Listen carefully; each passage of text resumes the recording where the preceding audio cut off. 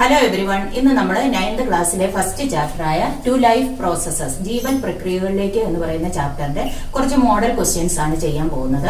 അപ്പൊ നേരത്തെ തന്നെ നമ്മൾ ഈ ക്ലാസ്സുകളൊക്കെ എടുത്തു കഴിഞ്ഞിട്ടുണ്ട്. അപ്പൊ ആ ക്ലാസ്സുകളൊക്കെ കണ്ടു കാണുമെന്ന് വിചാരിക്കുന്നു.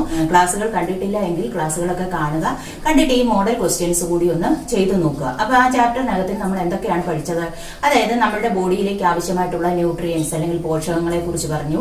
അതുപോലെ തന്നെ നമ്മളുടെ ബോഡിയിൽ നടക്കുന്ന കെമിക്കൽ റിയാക്ഷൻസിനെ മെറ്റാബോളിസം എന്ന് വിളിക്കുമെന്ന് പറഞ്ഞു. മെറ്റാബോളിസത്തിന്റെ ടൈപ്പ് പഠിച്ചായിരുന്നു.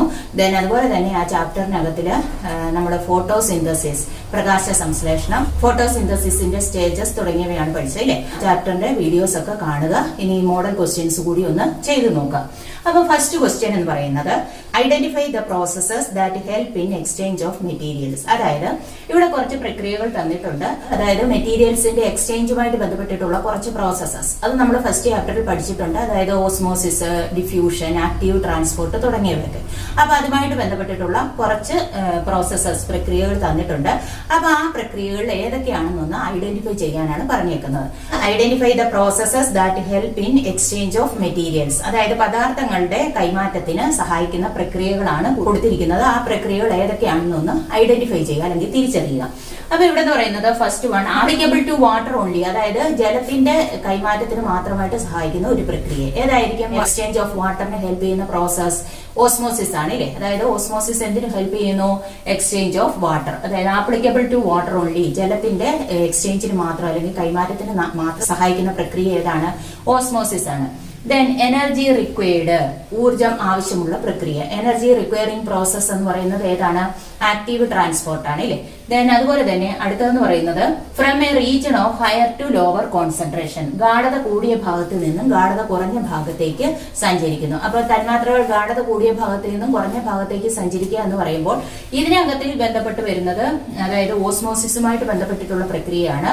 അപ്പൊ ഇവിടെ എന്ന് പറയുന്നത് ഹയർ കോൺസെൻട്രേഷനിൽ നിന്ന് ലോവർ കോൺസെൻട്രേഷനിലേക്ക് പദാർത്ഥങ്ങൾ പോകുന്നത് ഇപ്പൊ ഡിഫ്യൂഷൻ ഉണ്ട്, അതുപോലെ തന്നെ ഓസ്മോസിസും ഒക്കെ ഉണ്ട്. പക്ഷെ ഇവിടെ എന്ന് പറയുന്നത് രണ്ട് പ്രക്രിയ മാത്രമാണ് കൊടുത്തേക്കുന്നത്. ഒന്ന് ഓസ്മോസിസും അടുത്തത് ആക്റ്റീവ് ട്രാൻസ്പോർട്ടുമാണ്. അപ്പൊ ഇവിടെ ആദ്യത്തെ വാട്ടറിന് ആപ്ലിക്കബിൾ ആയിട്ടുള്ളത് ഏതാണ്? ഓസ്മോസിസ് ആണ്. എനർജി റിക്വയറിംഗ് പ്രോസസ് എന്ന് പറയുന്നത് ആക്റ്റീവ് ട്രാൻസ്പോർട്ട് ആണ്. From a region of higher to lower concentration, ഗാഢത കൂടിയ ഭാഗത്ത് നിന്നും കുറഞ്ഞ ഭാഗത്തേക്ക്. അപ്പൊ ഇവിടെ എന്ന് പറയുമ്പോൾ അത് ഓസ്മോസിസ് ആണ്. കാരിയർ പ്രോട്ടീൻ റിക്വയർഡ്, അതായത് വാഹക പ്രോട്ടീനുകൾ ആവശ്യമുണ്ട്. കാരിയർ പ്രോട്ടീൻ ആവശ്യമുള്ള ഇവിടെ പറയുന്ന പ്രക്രിയ എന്ന് പറയുന്ന ആക്റ്റീവ് ട്രാൻസ്പോർട്ട് ആണ്. അതായത് ഇവിടെ കുറച്ച് ഓപ്ഷൻസ് ഈ ക്വസ്റ്റ്യൻസുമായിട്ട് ബന്ധപ്പെട്ട ഓപ്ഷൻസ് തന്നിട്ടുണ്ട്. അപ്പൊ ആ ഓപ്ഷൻസിനകത്തില് ഓസ്മോസിസും ആക്റ്റീവ് ട്രാൻസ്പോർട്ടും കൊടുത്തിട്ടുണ്ട്. അപ്പൊ ഇവിടെ എന്ന് പറയുന്നത് ഈ 4 പ്രക്രിയകൾ തന്നിട്ടുള്ളതില് 2 എണ്ണം, അതായത് applicable to water only from a region of higher to lower concentration, ഗാഢത കൂടിയ ഭാഗത്ത് നിന്നും ഗാഢത കുറഞ്ഞ ഭാഗത്തേക്ക് സഞ്ചരിക്കുക. ഇത് രണ്ടും ഏതുമായിട്ട് ബന്ധപ്പെട്ടതാണ്? ഓസ്മോസിസ്. ഇനി BM എനർജി റിക്വയർഡ്, അതുപോലെ തന്നെ കാരിയർ പ്രോട്ടീൻ റിക്വയർഡ്, ഊർജ്ജം ആവശ്യമുണ്ട്, വാഹക പ്രോട്ടീനുകളും ആവശ്യമുണ്ട്. അത് ഏത് പ്രക്രിയക്കാണ്? ആക്റ്റീവ് ട്രാൻസ്പോർട്ടിനാണ്. അപ്പൊ അവിടെ ഓപ്ഷൻസ് തന്നേക്കുന്നത് കൊണ്ട് നമുക്ക് ഏത് ഓപ്ഷൻ എടുക്കാം? ഓസ്മോസിസ്. അതായത് എയും സിയും ഓസ്മോസിസ് ആണ്, ബിയും ഡിയും ആക്റ്റീവ് ട്രാൻസ്പോർട്ട് ആണ്. ഇനി സെക്കൻഡ് ക്വസ്റ്റ്യൻ എന്ന് പറയുന്നത് കുറച്ച് പ്രോസസ്സസ് പ്രക്രിയകൾ തന്നിട്ടുണ്ട്. അതായത് classify and tabulate the following facts. താഴെ തന്നിരിക്കുന്നവയെ ക്ലാസിഫൈ ചെയ്യുക അല്ലെങ്കിൽ തരംതിരിക്കുക. എന്നിട്ട് അവയെ എന്ത് ചെയ്യണം? 2 കോളത്തിലാക്കി എഴുതാനാണ് പറഞ്ഞിരിക്കുന്നത്. ടേക്സ് പ്ലേസ് ഇൻ സ്ട്രോമ, സ്ട്രോമയിൽ വെച്ച് നടക്കുന്നു. ATP ഈസ് ഫോംഡ്, ATP നിർമ്മിക്കപ്പെടുന്നു. Water is split into hydrogen and oxygen, water വിഘടിച്ച് ജലം വിഘടിച്ച് ഹൈഡ്രജനും ഓക്സിജനും ഉണ്ടാകുന്നു. Hydrogen combines with carbon dioxide and forms glucose, hydrogen എന്ത് ചെയ്യുന്നു? കാർബൺ ഡൈ ഓക്സൈഡുമായിട്ട് കൂടിച്ചേർന്ന് ഗ്ലൂക്കോസ് ഫോം ചെയ്യുന്നു. അപ്പൊ ഈ പ്രക്രിയകൾ എന്ന് പറയുന്നത് നടക്കുന്നത് ഏതുമായിട്ട് ബന്ധപ്പെട്ടിട്ടുള്ളതാണ്? ഫോട്ടോസിന്തസിസുമായിട്ടാണ് അല്ലെ. ഫോട്ടോസിന്തസിസിന് 2 ഫേസസ് ഉണ്ട്, ലൈറ്റ് ഫേസും ഡാർക്ക് ഫേസും. ലൈറ്റ് ഫേസ്, ഡാർക്ക് ഫേസ് എന്ന് 2 ഹെഡിങ് കൊടുക്കുക. എന്നിട്ട് ഈ പ്രോസസ്സസ് എഴുതുക. അതായത് ടേക്സ് പ്ലേസ് ഇൻ സ്ട്രോമ, സ്ട്രോമയിൽ വെച്ച് നടക്കുന്ന പ്രക്രിയ ഏതാണ്? ഡാർക്ക് ഫേസ് അല്ലെങ്കിൽ ഇരുണ്ട ഘട്ടമാണ് സ്ട്രോമയിൽ വെച്ച് നടക്കുന്നത്. ATP ഈസ് ഫോംഡ്, ATP ഉൽപ്പാദിപ്പിക്കുന്നത് ഏതിലാണ്? അത് ലൈറ്റ് ഫേസ്, പ്രകാശഘട്ടത്തിലാണ്. Water is split into hydrogen and oxygen, ജലം വിഘടിച്ച് ഹൈഡ്രജനും ഓക്സിജനും ഉണ്ടാകുന്നത് ഏതിലാണ്? ലൈറ്റ് ഫേസ്, പ്രകാശഘട്ടത്തിലാണ്. Hydrogen combines with carbon dioxide and forms glucose, hydrogen carbon ഡൈ ഓക്സൈഡുമായിട്ട് കൂടിച്ചേർന്ന് ഗ്ലൂക്കോസ് ഉണ്ടാകുന്നു. അതെന്ന് പറയുന്നത് ഏതിലാണ്? ഡാർക്ക് ഫേസ് അല്ലെങ്കിൽ ഇരുണ്ട ഘട്ടത്തിലാണ്. അപ്പൊ ഇങ്ങനെ ക്വസ്റ്റ്യൻ ചോദിച്ചു കഴിഞ്ഞാൽ, അതായത് ഇതുപോലെ 4 പ്രക്രിയകൾ തന്നിട്ട് 2 ഹെഡിങ്ങിന്റെ കീഴിലാക്കി അല്ലെങ്കിൽ 2 കോളമാക്കി എഴുതാൻ പറഞ്ഞു കഴിഞ്ഞാൽ ഫസ്റ്റ് കോളത്തിൽ ലൈറ്റ് ഫേസ്, സെക്കൻഡ് കോളത്തിൽ ഡാർക്ക് ഫേസ് എന്ന് കൊടുക്കുക. ചിലപ്പോൾ ക്വസ്റ്റ്യനകത്തിൽ അത് 2 ഹെഡിങ് ആയിട്ട് തന്നിട്ടുണ്ടാകും. ഇല്ല എന്നുണ്ടെങ്കിൽ 2 ഹെഡിങ് കൊടുത്തിട്ട് ഈ പ്രോസസ്സസ് ഓരോ കോളത്തിലും എഴുതുക. അപ്പൊ takes place in stroma, dark face. ATP is formed, light phase. Water is split into hydrogen and oxygen, light phase. Hydrogen combines with carbon dioxide and forms glucose, dark phase. Then third question എന്ന് പറയുന്നത് what is metabolism? എന്തായിരുന്നു metabolism എന്ന് പറഞ്ഞാൽ the chemical reactions takes place in an organism. ഒരു ജീവിയിൽ നടക്കുന്ന എല്ലാ രാസപ്രവർത്തനങ്ങളെയും കൂടി വിളിക്കുന്ന പേരാണ് മെറ്റാബോളിസം.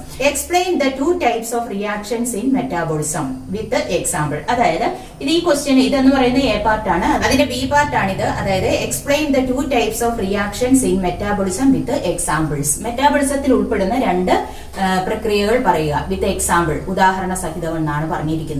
അപ്പൊ മെറ്റാബോളിസത്തിനകത്തിൽ വരുന്ന 2 റിയാക്ഷൻസ് എന്ന് പറയുന്നത് ഏതൊക്കെയാണ്? ഒന്ന് കാറ്റബോളിസം, അടുത്തതെന്ന് പറയുന്നത് അനാബോളിസം. കാറ്റബോളിസം എന്ന് പറഞ്ഞു കഴിഞ്ഞാൽ എന്താണ്? ബ്രേക്ക് ഡൗൺ പ്രോസസ്സസ് ആണ് അല്ലെ, അതായത് വിഘടന പ്രവർത്തനങ്ങൾ. ഇനി അനാബോളിസം എന്ന് പറഞ്ഞു കഴിഞ്ഞാൽ എന്താണ്? ബിൽഡിംഗ് എ പ്രോസസ് അല്ലെങ്കിൽ കമ്പൈനിങ് മോളിക്യൂൾസ് ആണ് അല്ലെ, അതായത് നിർമ്മാണ പ്രവർത്തനങ്ങൾ. അപ്പൊ ഇവിടെ എന്ന് പറയുന്നത് കാറ്റബോളിസത്തിന് എക്സാമ്പിൾ എന്ന് പറയുന്നത് ഏതാണ്? ബ്രേക്ക് ഡൗൺ ഓഫ് പ്രോട്ടീൻ വിഘടിക്കുന്നത്. ദെൻ അനാബോളിസത്തിന് എക്സാമ്പിൾ അല്ലെങ്കിൽ നിർമ്മാണ പ്രവർത്തനത്തിന് ഉദാഹരണം എന്ന് പറയുന്നത് കാർബൺ ഡൈ ഓക്സൈഡ് ഹൈഡ്രജനും കൂടി ചേർന്നിട്ട് എന്ത് ഫോം ചെയ്യുന്നത്? ഗ്ലൂക്കോസ് ഉണ്ടാകുന്നത് ഏത് പ്രക്രിയയ്ക്ക് ഉദാഹരണമാണ്? അനാബോളിസത്തിന് എക്സാമ്പിൾ ആണ്. ദെൻ അടുത്ത ക്വസ്റ്റ്യൻ എന്ന് പറയുന്നത് ഒരു റിയാക്ഷൻ ഇവിടെ കൊടുത്തിട്ടുണ്ട്. Carbon dioxide plus water gives glucose plus oxygen. ഇത് ഏത് റിയാക്ഷൻ ആണെന്ന് ഐഡന്റിഫൈ ദ റിയാക്ഷൻ എന്നാണ് പറഞ്ഞിരിക്കുന്നത്. ഇത് ഏത് പ്രക്രിയയാണെന്ന്. ഇത് ഏത് പ്രക്രിയയാണ്? ഇത് ഫോട്ടോസിന്തസിസ് അല്ലെങ്കിൽ പ്രകാശ സംശ്ലേഷണമാണ് ഇല്ലേ. അതിന്റെ ബി പാർട്ട് എന്ന് പറയുന്നത് നെയിം ഇറ്റ്സ് 2 സ്റ്റേജസ്. അതിന്റെ 2 ഘട്ടങ്ങൾ എഴുതുക. ഏതൊക്കെയാണ് ഫോട്ടോസിന്തസിസിന്റെ 2 ഫേസസ്, 2 ഘട്ടങ്ങൾ എന്ന് പറയുന്നത്? ഒന്ന് ലൈറ്റ് ഫേസ്, 2 ഡാർക്ക് ഫേസ്. പ്രകാശഘട്ടം, ഇരുണ്ട ഘട്ടം.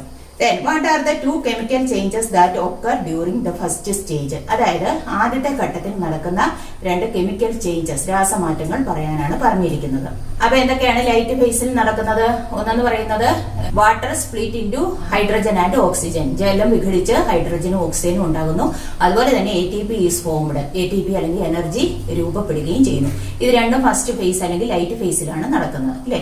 നെക്സ്റ്റ് പാർട്ട് എന്ന് പറയുന്നത് name the place where the first stage takes place. എവിടെയാണ് ഈ ആദ്യത്തെ ഘട്ടം നടക്കുന്നതെന്ന്, ഏത് സ്ഥലത്താണ് നടക്കുന്നതെന്ന്. എവിടെയാണ് നടക്കുന്നത്? ക്ലോറോപ്ലാസ്റ്റിനകത്തിലുള്ള ഗ്രാനയിൽ ആണ് ഫസ്റ്റ് ഫേസ് ആയ ലൈറ്റ് ഫേസ് അല്ലെങ്കിൽ പ്രകാശഘട്ടം നടക്കുന്നത്. അപ്പൊ ഇവിടെ എന്ന് പറയുന്നത് ക്വസ്റ്റ്യൻസ് ഇങ്ങനെയായിരിക്കും ചോദിക്കുക. അതായത് ഡയറക്റ്റ് ആയിട്ട് ചോദിക്കണമെന്നില്ല. ഇതുപോലെ റിയാക്ഷൻ തന്നിട്ട് അതുമായിട്ട് ബന്ധപ്പെട്ടിട്ടുള്ള ക്വസ്റ്റ്യൻസ് ആയിരിക്കും ചോദിക്കുക. ദെൻ അടുത്തതെന്ന് പറയുന്നത് ഇവിടെ ഫിഗർ തന്നിട്ടുണ്ട്. ഇത് എന്തിന്റെ ഫിഗർ ആണെന്ന് അറിയാം നമുക്ക് ഇല്ലേ. അപ്പൊ ഇവിടെ ക്വസ്റ്റ്യൻ ചോദിച്ചിരിക്കുന്നത് ഇങ്ങനെയാണ്. Illustration showing the structure of chloroplast is given. അതായത് ഈ ചിത്രീകരണം എന്തുമായിട്ട് ബന്ധപ്പെട്ടിട്ടുള്ളതാണ്? ക്ലോറോപ്ലാസ്റ്റിന്റെ ഘടനയാണ് ഇല്ലേ. Analyse it carefully and answer the following questions. എന്ത് ചെയ്യണം? ആ ചിത്രീകരണം സൂക്ഷ്മമായിട്ട് നിരീക്ഷിച്ചിട്ട് അതിൽ തന്നിരിക്കുന്ന ചോദ്യങ്ങൾക്ക് ഉത്തരം എഴുതുക. അപ്പൊ ഇവിടെ നിന്ന് പറയുന്നത് പാർട്ട് ലേബൽ ചെയ്യാനായിട്ടാണ് ചോദിച്ചിരിക്കുന്നത്. അപ്പൊ ഇത് ക്ലോറോപ്ലാസ്റ്റിന്റെ സ്ട്രക്ചർ ആണ്. ഇതിനകത്തിലെ പാർട്സ് ഒക്കെ നമ്മൾ പഠിച്ചിട്ടുണ്ട്. അപ്പൊ ഏതൊക്കെ പാർട്സ് ആണെന്ന് എഴുതണം. അപ്പൊ എ എന്ന് കൊടുത്തിട്ട് എ എന്ന് പറയുന്നത് ഏതാണ്? ഇവിടെ കൊടുത്തിരിക്കുന്നത് സ്റ്റാക്സ് ഓഫ് തൈലക്കോയിഡ്സ് ആണ്. അതായത് തൈലക്കോയിഡുകളുടെ അടുക്കാണ് കൊടുത്തിരിക്കുന്നത്. അപ്പൊ തൈലക്കോയിഡുകളുടെ അടുക്കിനെ എന്താണ് വിളിക്കുക? ഗ്രാന എന്നാണ് വിളിക്കുന്നത് ഇല്ലേ. അതായത് ഒരെണ്ണത്തിനെ അല്ല, എല്ലാം കൂടെ ചേർത്തിട്ടാണ് ചോദിച്ചിരിക്കുന്നത്. അപ്പൊ എ ഗ്രാന. ഇനി ബി എന്ന് പറയുന്നത് അടുത്തടുത്തുള്ള 2 ഗ്രാനയെ തമ്മിൽ കണക്ട് ചെയ്യുന്ന പാർട്ട് ഏതാണ്? സ്ട്രോമ ലെമല്ലയാണ്. ഏതിനെ കണക്ട് ചെയ്യുന്നത്? അഡ്ജസന്റ് ഗ്രാനെ. അപ്പൊ ബി എന്ന് പറയുന്നത് ഏതാണ്? Stroma lamella. ദെൻ അടുത്തതെന്ന് പറയുന്നത് സി ഏതാണ്? ക്ലോറോപ്ലാസ്റ്റിനകത്തിലുള്ള ഫ്ലൂയിഡ് പാർട്ട്, ദ്രാവക ഭാഗം എന്ന് പറയുന്നത് ഏതാണ്? സ്ട്രോമയാണ്. അപ്പൊ സി എന്ന് പറയുന്നത് സ്ട്രോമ. ദെൻ അടുത്തത് ഡി ആണ്. ഡി എന്ന് പറയുന്നത് തൈലക്കോയിഡ്. അതായത് മെംബ്രെയിനസ് സാക്ക് അല്ലെങ്കിൽ സ്ഥരസഞ്ചികളെയാണ് എന്തെന്ന് വിളിക്കുന്നത്? തൈലക്കോയിഡ്. അപ്പൊ ഇവിടെ ഒരെണ്ണത്തെയാണ് കാണിച്ചിരിക്കുന്നത്. ഒരെണ്ണത്തെ കാണിച്ചിരിക്കുകയാണെങ്കിൽ അത് ഏതാണ്? തൈലക്കോയിഡ് ആണ്. അപ്പൊ ഇങ്ങനെ 4 പാർട്സ് എഴുതാൻ വേണ്ടിയിട്ടാണ്. എ എന്ന് പറയുന്നത് grana, B stroma lamella, then C stroma, D എന്ന് പറയുന്നത് തൈലക്കോയിഡ്. അപ്പൊ ഇത്രയും പാർട്സ് ലേബൽ ചെയ്താൽ മതി. അപ്പൊ ഇന്ന് നമ്മൾ 5 ക്വസ്റ്റ്യൻസ് ആണ് ചെയ്തിരിക്കുന്നത്. ഇതുപോലെയുള്ള ക്വസ്റ്റ്യൻസ് നമുക്ക് ഇനി വീണ്ടും ചെയ്യാം. ഇന്ന് പറഞ്ഞ കാര്യങ്ങൾ എല്ലാവർക്കും മനസ്സിലായി കാണുമെന്ന് പ്രതീക്ഷിക്കുന്നു. ക്ലാസ്സുകളൊക്കെ കാണുക. Thank you.